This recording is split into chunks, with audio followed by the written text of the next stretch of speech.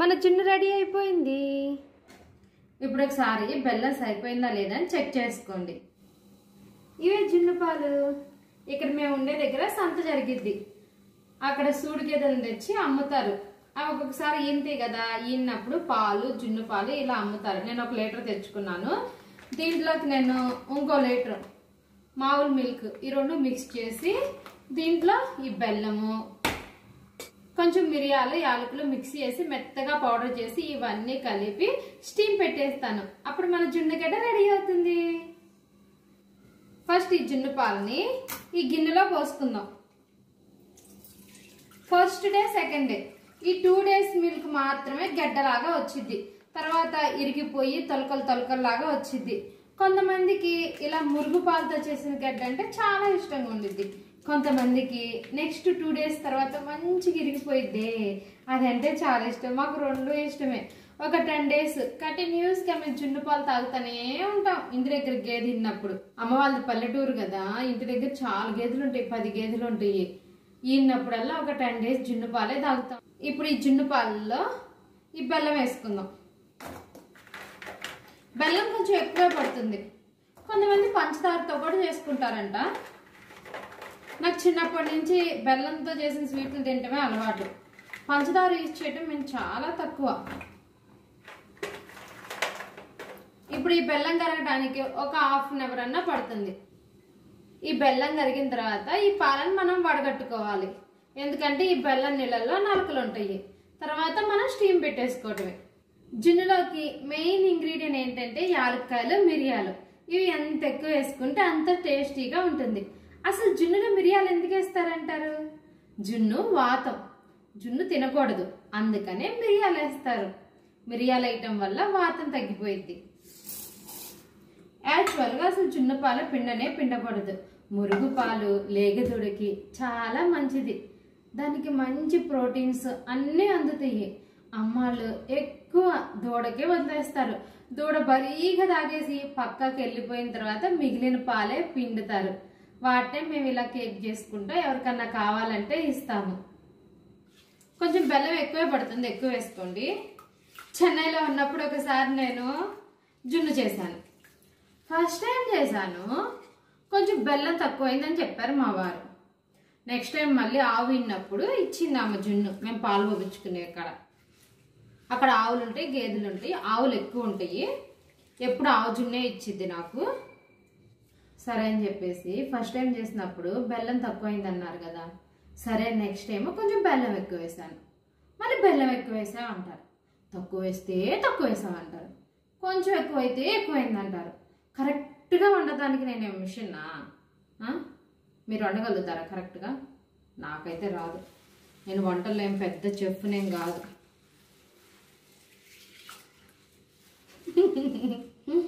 లేదు ఎవరినో చెప్తున్నా. ఇప్పుడు మనం దీన్ని వడగట్టుకుందాం. ఈ బెల్లంలో ఉన్న నలుగురు చిన్న చిన్న బెల్లం అంతా సపరేట్ అయిపోయింది. వడగట్టుకోవటం బట్టి కంపల్సరీ.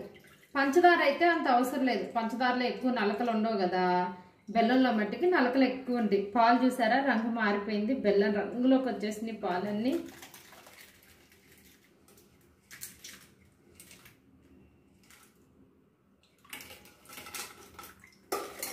ఇలా వడగట్టుకున్నాక దీంట్లో ఇప్పుడు అన్ని మనం మిక్స్ చేసుకోవాలి. ఏమేమి వేసుకుంటామో అవన్నీ. ఫస్ట్ డే పాలు కదా, అందుకని లీటర్ పాలకి లీటర్ మళ్ళీ మామూలు పాలు మిక్స్ చేస్తున్నా. లేదంటే మరి గడ్డగా వచ్చేస్తాయి, అంత గడ్డ తినలేము మనం. కొంచెం ఈ పాలు మిక్స్ చేసుకుంటే ఆ గడ్డ వేరుగా వచ్చింది, బాగుండిద్ది. లీటర్కి లీటరు నేనైతే ఇలా మిక్స్ చేసుకుంటా. నాకు చిన్నప్పటి నుంచి ఇలాగే అలవాటు, అమ్మ ఇలాగే చేసేది. ఇప్పుడు ఒకసారి బెల్లం సరిపోయిందా లేదా అని చెక్ చేసుకోండి, టేస్ట్ చేసి చూడండి. తర్వాత మిరియాలు యాలకులు పొడేసాను, ఆ పొడేసేయండి. ఎంత వేసుకుంటే అంత టేస్టీగా బాగుండిద్ది. మెయిన్ మిరియాల పొడి. ఇప్పుడు ఇంకా చేయి పెట్టవసరంలా, ఈ స్పూన్తో ఇలా కలిపేసుకోండి.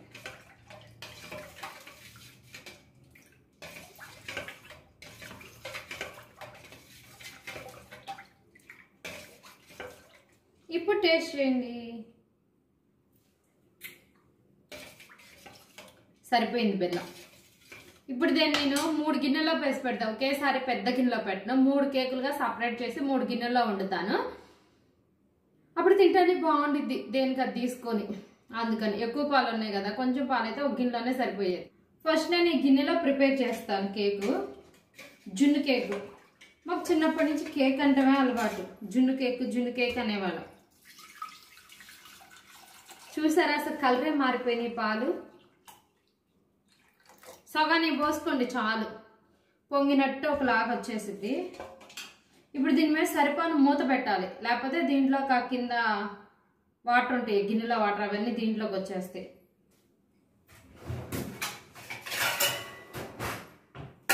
ఇంకో దీని మీద మూత కూడా పెట్టేసాను. ఇప్పుడు ఇది ఈ గిన్నెలో ఇప్పుడు మనం కేక్ రెడీ చేసేది. దీంట్లో 1 లీటర్ నీళ్ళు పోసేసుకోండి. లీటర్ కాదు, 2 లీటర్లు పోసుకోండి, ఎందుకైనా మంచిది, లేకపోతే మళ్ళీ అడుగంటేసి. దీన్ని స్టవ్ మీద పెట్టేసుకోండి. ఇప్పుడు ఈ నీళ్ళల్లో ఈ గిన్నె పెట్టుకోవాలి.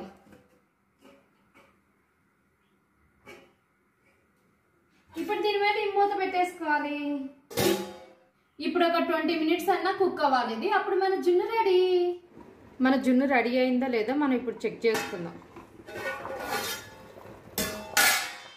ఎంపటే చేయబెట్టవాకండి, ఈ ఆవిరికి చెయ్యంతా కాలిపోతుంది. 1 సెకండ్ అట్లా వెయిట్ చేయండి. ఇప్పుడు ఓపెన్ చేసి చూడండి, మూత తీసి. ఇప్పుడు ఇది ఇలా ఊగుతానే ఉండిద్ది. ఇది కొంచెం ఒక 1/2 అవర్ బయటే ఉంచాలి. ఈ వేడంతా ఆరిపోయిన తర్వాత ఫ్రిడ్జ్లో పెట్టుకొని చల్లబడాలి. ఒక 2-3 అవర్స్ అన్న ఫ్రిడ్జ్లో ఉండాలి. ఆ తర్వాత తింటే జున్ను సూపర్గా ఉంటుంది. జున్ను వండుకోవటమే కాదండి, తినటం కూడా తెలియాలి. ఎలా అంటారా, ఇప్పుడు ఈ ఉడికిన జున్నుని పూర్తిగా చల్లారనివ్వాలి. చల్లారిన తర్వాత దీన్ని ఫ్రిడ్జ్లో పెట్టుకొని ఒక 4 అవర్స్ తర్వాత తిన్నామంటే గట్టిగా ఉంటుంది, భలే టేస్టీగా ఉంటుంది.